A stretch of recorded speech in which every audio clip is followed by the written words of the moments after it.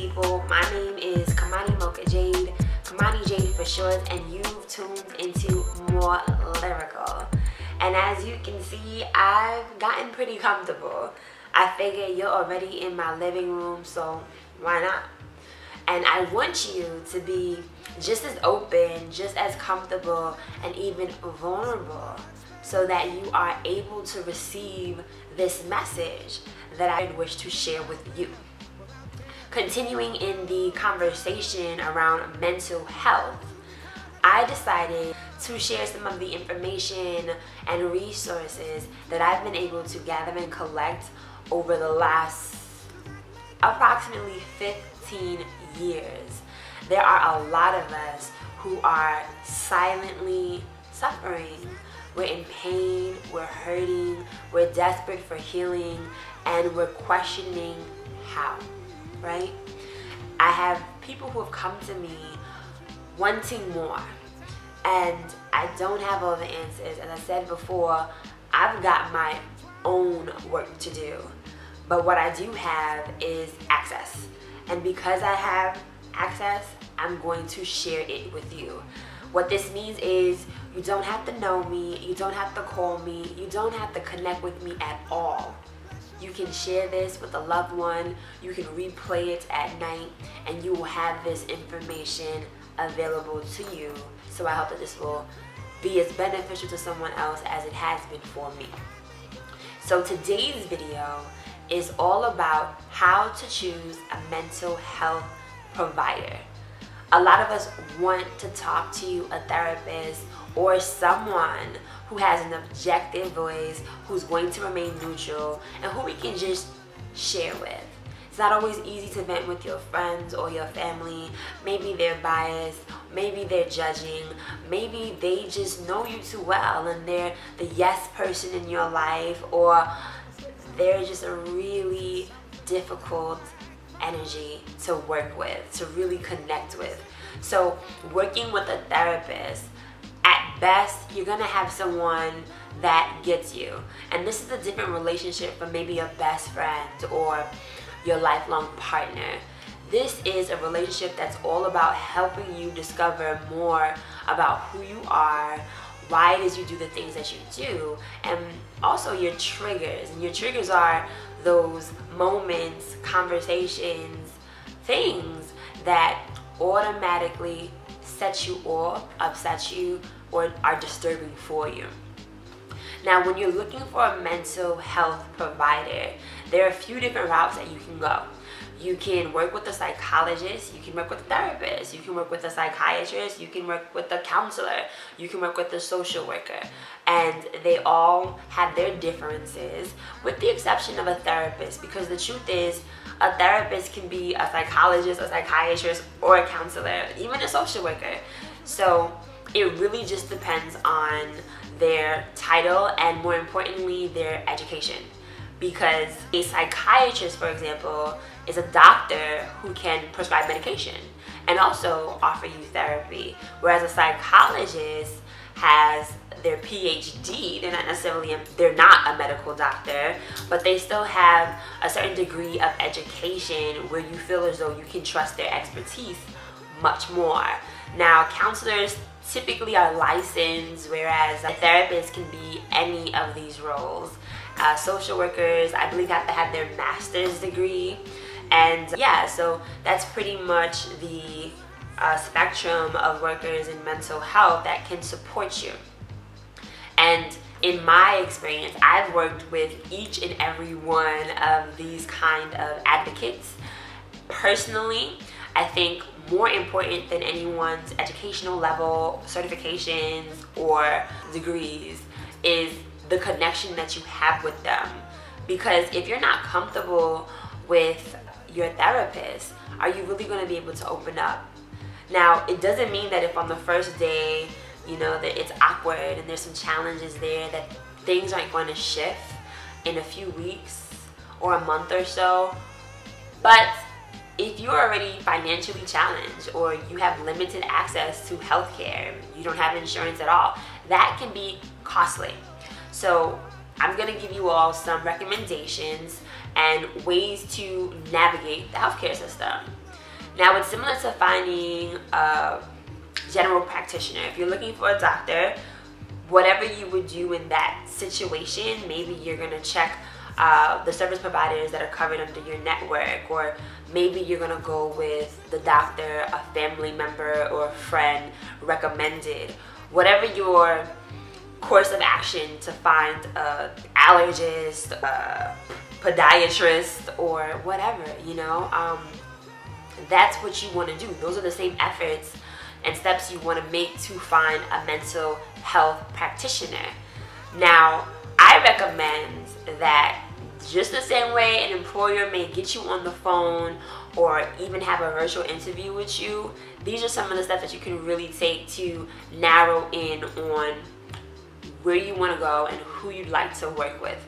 So what that means is, in doing your research, you can actually have phone consultations with these practitioners. Now, not everyone's going to make themselves available, and there are people who will. I tend to move towards the people who will, because I want to know that they take the time to connect with you.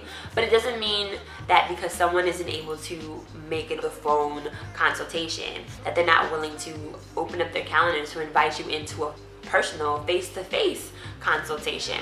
But over the phone, you can answer certain questions, and we all know when you're over the phone, there's a little less inhibition. So essentially, you feel a little more freer to judge whether or not this is going to work for you. When you sit down in front of a psychiatrist or psychologist, then it's different, because you're just like, okay, well, I'm here, I paid the copay,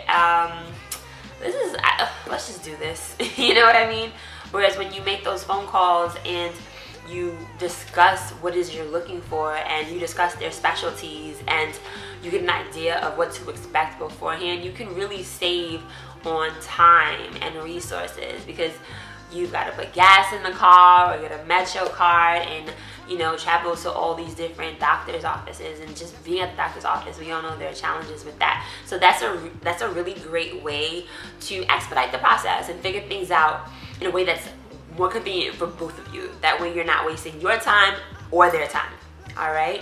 Now, the way that you can find doctors, as I said, you can check your network, you can connect with a friend. Maybe, I know a lot of people who are actually mental health practitioners themselves, from school psychologists to therapists. So maybe there's someone within your own network that you can connect with. If you really want to work with someone who doesn't already know you, they can recommend someone to you as well.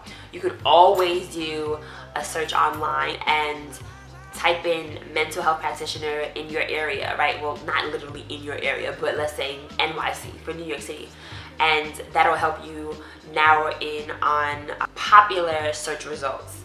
Now, if you really want to get more specific, there are database sites which are dedicated to this. So you can go on and see what the doctor has been rated, and even see reviews from past clients, and that also helps you narrow them down. And another way to connect to those networks is you can call some of those offices, those doctor offices, and inquire from there. You can say, you know, do you take my insurance? If you don't take my insurance, do you know the ways that I can search for doctors? Do you know any networks?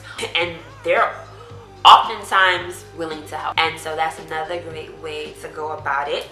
And we don't all have the same access. Some of us have insurance, some of us don't. I really hope you take care of that, because come taxes, ooh-wee. But anyway, so there are ways to get around that. There are alternative ways to find services. Now, if you're in college on any level, whether it's undergrad or grad school, a lot of times there is a clinic at the college or counseling services, and you can take advantage of the counseling services. These are also licensed, educated, qualified professionals with degrees. And again, if you're looking for a recommendation, you can, you know, go there and find out that information as well. You can connect with NAMI, the National Alliance of Mental Illness. They have an amazing user-friendly interface on their website. There's a lot of helpful information. I utilize it to this day, and more importantly, they have support groups. So you can sit down with a group of people who are going through similar challenges, and you can discuss your own, you can share, or you can just listen and find out more. And there are a lot of school systems that provide a similar resource. So CUNY, for example, the City Universities of New York, which is a system of schools across New York City, they also have these services, support groups, and so there are many ways that you can receive therapy. There's a plethora of things that you can do, and that's pretty much the traditional route. Now, if you're the kind of person that likes to work out at home instead of at the gym, there are also many self-help routes that you can go about. As I told you before, one of my best meditational practices is reading. I love to read, and I read a lot. I'm not an avid reader, but I do read a lot, and it's educational, it's informative, it's entertaining, it's helpful. Like I said, it's therapy, and it's all about the genre and what you're looking for, right? And so in the last video, I talked to you all about Bell Hooks' book, Black Women in Self-Recovery. In fact, if you missed that video, this is the book here, and I'll actually post the link to the video right here so you can check that out. And I want to share with you 3 other books that are more focused on mental health specifically. Today I really wanted to hone in on texts that would give you action steps and ways to shift your conversation, and more importantly, change the way you think, right? And these are things you can do now without a doctor's appointment, without a copay, without gas in your car, without several phone calls. You can do these things now, and sometimes this is part of the process. This is a supplement to talk therapy, and at other stages in your life or at other times, this is all you may need. Similarly to Bell Hooks' book, I want you all to take a look at Terry M. Williams' book, Black Pain, if you haven't already. I was given this book by a childhood friend's mother. She's been an amazing influence in my life, and one day we went to the bookstore together and she bought me this book, and maybe even a journal, I can't remember, but I know for sure she brought me this book, and it is so necessary for your library. And that's because it looks at all of the ways that we are or have been hurting and breaks it down into a sociological perspective, talking about everything from how Black boys and men are hurting to seasonal affective disorder and ways that we can begin to heal ourselves. So I definitely want you to check that out as well.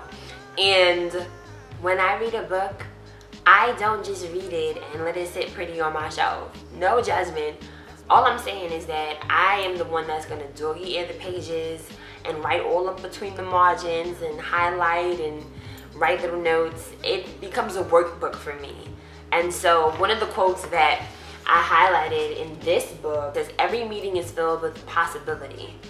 The possibility of touching someone in a way that may hurt their spirit, or of touching them in a way that helps them heal. And there are many quotes throughout the book. There are even some lines of poetry, 20 signs to help you know that you're depressed. It talks about the different kinds of therapy themselves, from psychoanalysis to cognitive behavior therapy, CBT. So check this out. This video isn't a book review, so I'm not going to go into too many details. I'm sure the video is too long already.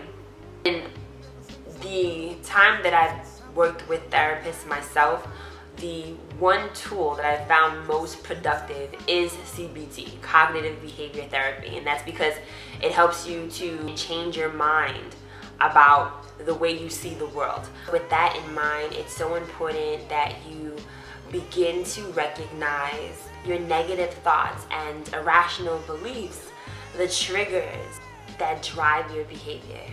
It's really important. And so that takes me to the 2 last books that I want to share with you, one of which is pretty popular. It's called The 4 Agreements by Don Miguel Ruiz. And I'm sure that you've seen it, heard of it, a friend owns it, and you should too. The 4 agreements here, and I'm just going to tell you what they are. For you to discover more about them, you'll have to get the book. The last book that I want to share with you, I don't actually possess any longer because I lent it out to someone and they have failed to give it back to me. And I must say, this is the book that you don't want to borrow from the library. You don't want to download from the internet. And you certainly don't want to borrow it because you may never give it back. You want to have this in your own library on your shelf. And this book is by David Burns and it's titled Feeling Good. Oh, it is called Feeling Good. There's a PDF online though, but I definitely would recommend that you buy it. I actually got the book from one of my psychologists. She was one of the people that I had met through phone calls, right? And the first time I saw her in person, I sat down with her, she gave me the book. And it's designed around cognitive behavior therapy. And they talk about 10 cognitive distortions that get in the way of you having a life that you deserve and identifying what does not work for you. Like the 4 agreements, I'm not going to go into any specifics or details because I really want to encourage you to support the authors and to have these books for yourselves. But I will tell you, those are the 4 texts that I really want you to check out. Don't forget Bell Hooks, Black Women in Self-Recovery. And you want to look at Terry McWilliams' Black Pain. You want to look at Don Miguel Ruiz's The 4 Agreements. And last but not least, David Burns' Feeling Good. And let me know if there are any other books that you recommend that I check out. Leave that in the comments down below. But before you go, make sure you like this video. If you like this video, like the video. And remember to subscribe so you can check out all the videos that I post and share. If you know someone who really could benefit from this information, let them know. Alright? Otherwise, stay lifted, go blessed. Peace, peace, everyone.